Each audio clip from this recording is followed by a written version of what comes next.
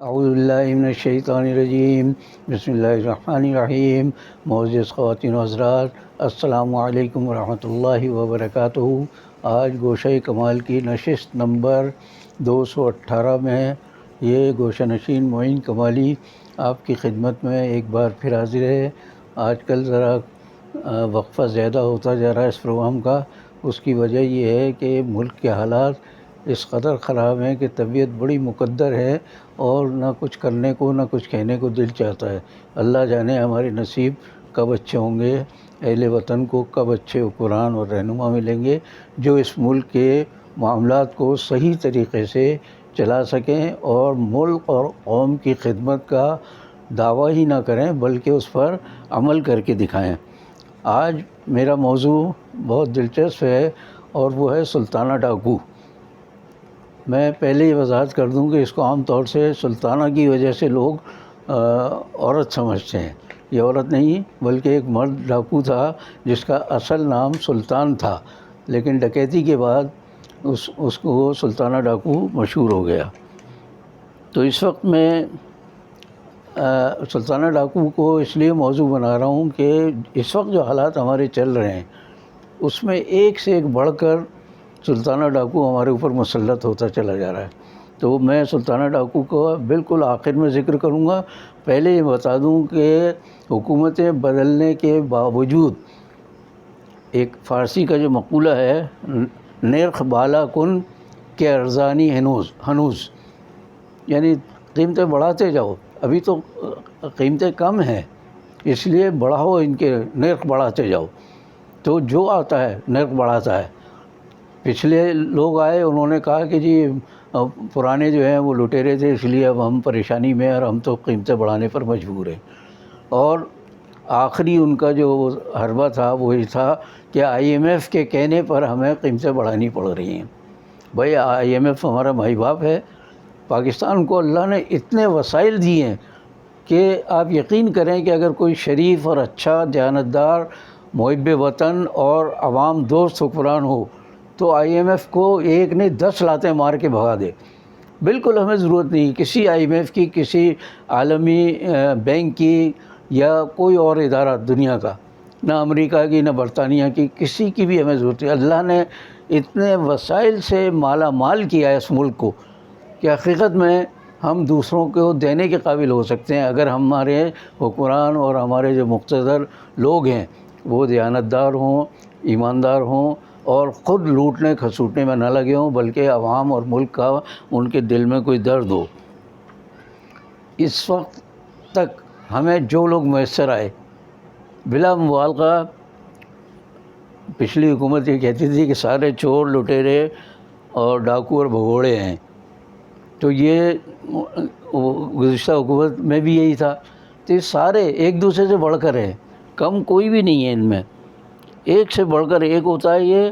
اور میں ان سب کو عوام دشمن عناصر کا کارٹیل کہتا ہوں۔ یہ وہ لوگ ہیں جو مل جل کر کبھی کوئی حکومت کرتا ہے اور پرانوں کو برا کہنے کے باوجود ان کو سزا دینے کا کوئی انتظام نہیں ہوتا، بچا کر لے جاتے ہیں، ان کو بھاگنے کی اجازت دے دیتے ہیں اور پھر پورے دور حکومت میں گالیاں دیتے ہیں پچھلی حکومتوں کو، لیکن ان کے خلاف کارروائی کرنے کی ہمت نہیں ہوتی، یا جان بوجھ کر نہیں کرتے کہ کل کو پھر ہم جائیں گے ماتوب ہوں گے، ہم اپوزیشن میں جائیں گے تو ہمارے ساتھ بھی یہی سلوک ہوگا۔ تو سب ایک دوسرے کے محافظ ہیں، سب ایک دوسرے کو بچاتے ہیں یہ۔ ورنہ آپ دیکھیے اتنے لٹیرے ڈاکو جو انہوں نے عوام کو اور ملک کو لوٹ کر بالکل کنگال کر دیا، IMF کا غلام بنا دیا ہے، عالمی جو ادارے ہیں مالیاتی دوسرے ان سب کے ہمیں غلامی میں دے دیا ہمیں ان کی۔ تو آپ اندازہ کریں کہ ہم ان کو کس منہ سے اچھا کہیں۔ اور پھر مزے کی بات یہ ہے کہ ہمارے ملک کا قانون بالکل لنگڑا ہے، لنگڑا لگلا جسے کہنا چاہیے، کوئی چلنے کے قابل نہیں ہے۔ اس کے قانون پر عمل درآمد کے جو ذمہ دار ہیں، آپ ان کی تنخواہوں اور مراعات کا ذرا اندازہ کیجئے کہ ریٹائر ہونے کے بعد بھی پینشن ان کو 8-8 10-10 لاکھ روپے ملتی ہے۔ اس کے علاوہ کچھ اور سہولتیں، ڈرائیور بھی اور باورچی بھی اور مالی بھی اور پتہ نہیں بجلی پانی گیس ہر چیز مفت۔ ٹیلی فون مفت، ریٹائر ہونے کے بعد کے ہیں یہ، تو جب کام پر ہوتے ہیں یہ، اس وقت کیا مراحت ہوتی ہوں گی. تو آپ ان سے امید کریں گے کہ یہ عوام کو انصاف دیں گے، عوام کے لیے کچھ کریں گے؟ عوام کو بھوکا مار کر، ان کو ساری چیزیں ان سے چھین کر یہ عیش کرتے ہیں، اور دعوے دار ہیں کہ ہم بڑے منصف ہیں، ہم جج ہیں اور ہم انصاف کرنے والے ہیں، اور ان کو اور حکومتوں کو جو حفاظت کی سہولتیں جو فراہم کرتے ہیں ادارے یا اشخاص، ان کی بھی لاکھوں کی تنخواہیں، مراعات ہیں، زمینیں ان کو ملتی ہیں، دنیا کی ہر سہولت ان کو ملتی ہے ریٹائر ہونے کے بعد بھی. تو ان سے عوام کی بھلائی کی کیسے امید کی جا سکتی ہے؟ اب آپ یہ دیکھیے کہ جو آتا ہے تو مرے پہ 100 درے. پچھلی حکومت بدنام ترین حکومتوں سے ایک تھی، اب جو حکومت آئی ہے اس میں وہی جنہیں چور ڈاکو لٹیرے کہتی رہی گزشتہ حکومت، تو حقیقت میں ایسے ہی ہیں سارے لوگ. تو یہ جب آئے انہوں نے کہا جی ہم تو بس پرانے سے نجات دلانے کے لیے عوام کو آئے ہیں، اور آتے ہی آپ اندازہ کیجئے کہ تیسری دفعہ پیٹرول کی قیمتیں بڑھائی ہیں، اور معمولی نہیں بڑھائی ہیں. ایک دفعہ 30 روپے فی لیٹر، دوسری دفعہ 30 روپے فی لیٹر، اور تیسری دفعہ 24 روپے فی لیٹر، یعنی 3 مہینے میں 84 روپے فی لیٹر قیمت بڑھا چکے ہیں یہ. اور اس کی وجہ سے ہر چیز پھر مہنگی ہوتی ہے. تو سب کو پتہ ہے کہ پیٹرول اور ڈیزل اور ان چیزوں کی وجہ سے، بجلی کی قیمتوں میں بڑھنے کی وجہ سے ہر چیز مہنگی ہوتی ہے. تو وہ جو میں نے اوپر کہا تھا کہ نرخ بالا کن کہ ارزانی ہنوز، کیا بس قیمتیں بڑھاتے جائیے؟ ابھی تو ان کی نظر میں بھی کم ہیں یہ قیمتیں. وہ کہتے ہیں جی ہم کیا کریں، IMF سے پچھلی حکومت معاہدہ کر گئی تھی تو اس لیے ہمیں یہ کرنا پڑا. میں کہہ رہا ہوں یقین کریں کہ آپ IMF کو لات مارنے کے قابل ہو جائیں نا، خود اپنے عمل سے اپنے اللہ تللے ختم کریں، عیاشی کی جو زندگیاں ہیں آپ لوگوں کی وہ ختم کریں تو عوام کو کچھ ملے گا. آپ کسی ایک سیاستدان کا نام لے لیجئے کہ جس کے پاس کروڑوں روپے نہ ہوں، سوائے جماعت اسلامی کے ہوں گے یا جمعیت علماء پاکستان میں کوئی، جمعیت علماء اسلام میں کوئی ایک آدھ ہو تو مجھے نہیں معلوم. سب عیش عش، بہترین رہائش ان کی، بہترین کھانے، بہترین گاڑیاں، دنیا کی کیا سہولتیں جو ان کو میسر نہیں ہیں. تو ان سے کون امید کرے گا کہ یہ عوام کے لیے، ملک کے لیے کچھ کریں گے؟ انہیں اپنے پیٹ بھرنے سے فرصت نہیں ہوتی. تو اس لیے میں کہہ سکتا ہوں کہ ہمیں نا انصاف ملنے والا ہے جب تک کہ کوئی بڑا انقلاب نہ آ جائے. اللہ کرے کہ کوئی فوج میں سے کوئی ایسا بڑا جرنیل نکل آئے کہ وہ کہے کہ بس بہت ہو چکا ہے اس ملک کے ساتھ، اب میں خود پہلے سادگی اختیار کرتا ہوں اور سب سے کہتا ہوں کہ 1 لاکھ 2 لاکھ 3 لاکھ روپے سے زیادہ کسی کی تنخواہ نہیں ہوگی، اور 240 گز سے زیادہ کے مکان میں کوئی نہیں رہے گا، اور ایک آدھ گاڑی ہوگی اور سہولتیں. آپ دیکھیے کہ یہ جو اوپر کا جو طبقہ ہے 8-10 ہزار افراد ہوں گے ٹوٹل، جنہوں نے پورے ملک کو لوٹ کے کھایا ہوا ہے. تو یہ اگر سادگی پسند ہو جائیں، یہ انسان بن جائیں، صاف لفظوں میں کہہ رہا ہوں میں، یہ اگر انسان بن جائیں تو ملک کے حالات درست ہوں گے، ورنہ دعووں سے کچھ نہیں ہوگا.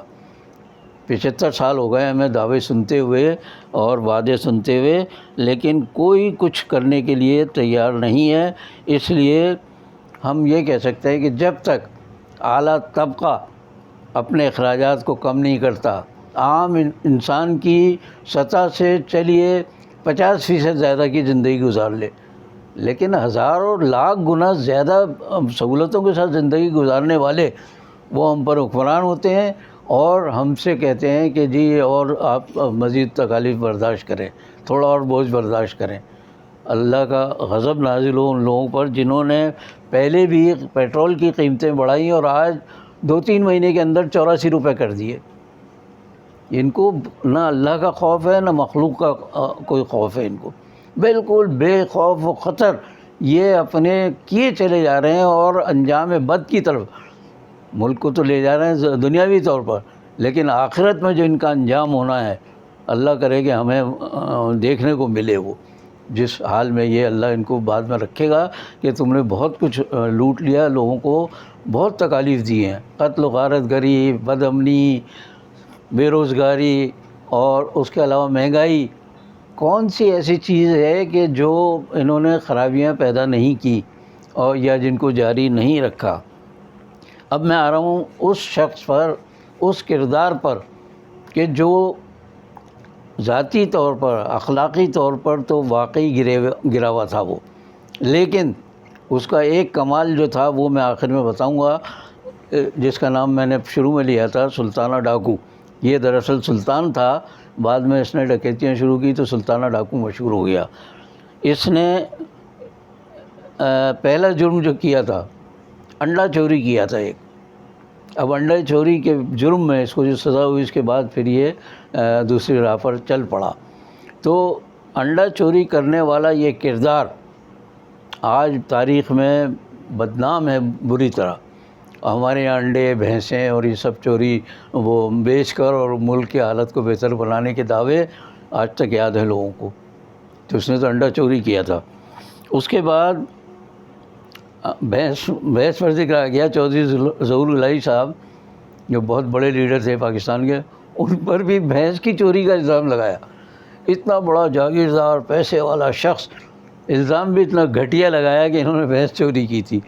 تو اس نے تو بیچارے نے، سلطانہ ڈاکو نے تو انڈا چوری کیا تھا. تو خیر اس کا تعلق جو تھا وہ تھا بھارت کے صوبے اتر پردیش سے، جو عام طور سے یو پی کہلاتا ہے. اس کے بارے میں تصدیق سے کچھ نہیں کہا جا سکتا کہ یہ ہندو تھا یا مسلمان تھا، اس لیے کہ یہ دونوں طرف اس کے مراسم تھے. اور ایک جو بعد میں اس نے اپنا گرو جس کو بنایا تھا تو وہ تو مسلمان تھا وہ. تو خیر اس کی ایک خوبی یہ تھی ہمارے موجودہ سیاستدانوں اور حکمرانوں کے برعکس کہ اس کو انگریزوں سے بڑی سخت نفرت تھی. ہمارے یہاں نفرت کا بظاہر اظہار کرتے ہیں کہ جی ہمیں نفرت ہے، امریکہ سے نفرت ہے اور فلاں سے نفرت ہے، اور انہی کے پیسوں پر پل کر وہ خود اور ان کی اولادیں جوان ہوتی ہیں اور ان سے ہٹ نہیں سکتے. لیکن اس کو اتنی نفرت تھی سلطانہ ڈاکو کو کہ اس نے اپنے کتے کا نام رائے بہادر رکھا تھا. رائے بہادر وغیرہ اس طرح کے القاب اور خطابات انگریز دیا کرتے تھے اپنے پالتو لوگوں کو. تو جو یہ اس نے پالتو کتے کا نام رائے بہادر رکھا تھا. اتنی نفرت تھی اس کو انگریزوں سے. تو اس کے بعد بہرحال اس کی اخلاقی خامیوں میں ایک یہ تھی کہ یہ خوبصورت عورتوں کا رسیہ تھا اور بہت عورتیں اس کے ارد گرد رہتی تھیں. ہمارے بہت سے سیاستدانوں کو آپ کھنگالیں، ان کا ماضی اور کردار دیکھیں تو اس سے کچھ کم نہیں ہے ان کا بھی. کوئی کسی گانے والی کا عاشق تھا تو کوئی کسی بیہودہ بازاری عورت کا، کوئی اور ایک نہیں کئی جتنے ہمارے حکمران گزرے ان میں سے کئی لوگوں کے بارے میں یہ باتیں مشہور ہیں. تو ان کے تعلقات بہت خراب عورتوں سے اور ابھی تک چل رہی ہیں ان کی خبریں. تو یہ ابتدا میں انڈے چوری کے بعد چھوٹی موٹی چوریاں کرتا تھا یہ. پھر ہوتے ہوتے اس کے حوصلے بڑھے اور پھر بڑا ڈاکو بن گیا یہ. ایک مرتبہ گرفتار بھی ہوا یہ. تو اس کی گرفتاری میں 4 سال قید بامشقت اس کو سزا ہوئی تھی. اچھا، انڈو پاک کی بڑی خوبی میں نے پڑھی ہے، مطالعہ کیا ہے کہ جو ایک بار جیل چلا جائے نا، وہ سمجھ لیں کہ پکا مجرم ہو جاتا ہے. پہلے اگر چھوٹا مجرم تھا تو بڑا مجرم ہو جاتا ہے. وہاں جو اندر اس کی تربیت دوسرے ڈاکوؤں، چوروں، لٹیروں، قاتلوں کے ساتھ ہوتی ہے تو باہر آ کر تو وہ اس سے بھی بڑا یعنی مجرم بن جاتا ہے وہ. تو اس ڈاکو کی ایک خوبی یہ تھی کہ جہاں چوری کرتا تھا، ڈکیتیاں کرتا تھا تو وہاں وہ پہلے سے منصوبہ بندی کرتا تھا. جاسوسوں کا اس کے جال پورے ملک میں، یعنی ہندو پاکستان جسے ہم کہتے تھے، اس کے اندر جاسوسوں کا جال پھیلا ہوا تھا. ان میں پولیس کے اعلیٰ حکام بھی اس کے جاسوس ہوتے تھے. تو یہ پوری ریکی آج کل کہلاتی ہے وہ، کہ پورا جائزہ لے کر اس کے بعد کہیں ڈکیتی کرتا تھا یہ. اس کے بعد یہ اس سے اگر کوئی غداری کرتا تو وہ قتل نہیں کرتا تھا کسی کو، 3 انگلیاں کاٹ دیتا تھا اس کی. تو معاشرے میں پتہ چل جاتا تھا کہ جس آدمی کی 3 انگلیاں کٹی ہوئی ہیں وہ یقیناً سلطانہ ڈاکو سے غداری کا مرتکب ہوا ہے اور اس نے اس کے ساتھ بے وفائی کی ہے۔ تو یہ جو ہے اس کی خوبی ایک تھی جو ابھی بتاتا ہوں میں، لیکن اس کو جب پھانسی کی سزا ہوئی آخر میں، یہ سمجھ لیں تاریخ ہے اس کی 7 جولائی 1924، اس تاریخ کو اس کو پھانسی کی سزا ہوئی ہے۔ تو اس پھانسی کی سزا میں اس نے انگریزوں سے ایک وعدہ لیا کہ آپ مجھ سے ایک وعدہ کر لیں کہ میرے بیٹے کو آپ اعلیٰ تعلیم دلائیں گے اپنے مغربی ممالک میں۔ تو پھانسی کے بعد انگریزوں نے اس وعدے کو وفا کیا اور اس کا بیٹا بہت اعلیٰ تعلیم حاصل اس کو برطانیہ بھیج دیا، اور بہت اعلیٰ تعلیم حاصل کر کے واپس جب آیا ہے تو پولیس میں بڑے عہدوں پر رہا اور اس نے بڑی پھر خدمات انجام دی۔ تو یہ اب جو میں بات کہہ رہا ہوں کہ یہ جو ڈاکو تھا اس کا ذاتی کردار کتنا بھی گھناؤنا ہو، لیکن پبلک فگر جو ہے اس کی یہ بڑی شاندار تھی۔ ہمارے یہاں تو غضب یہ ہے کہ ذاتی کردار میں بھی انتہائی گراوٹ کا شکار ہوتے ہیں ہمارے رہنما، لیکن عوامی سطح پر آ کر بھی اس سے زیادہ پھر یہ گراوٹ ظاہر کرتے ہیں، لوگوں کو تنگ کرتے ہیں، ان کو یعنی بے روزگار کرتے ہیں، ان کی جو بنیادی ضرورتیں ہیں وہ تک چھین لیتے ہیں یہ۔ لیکن اس کے برعکس یہ اس طرح کا کردار نہیں تھا، غریبوں کا ہمدرد تھا۔ اور اب آتا ہوں میں اس بات پر کہ یہ جس علاقے میں ڈکیتی کرتا تھا،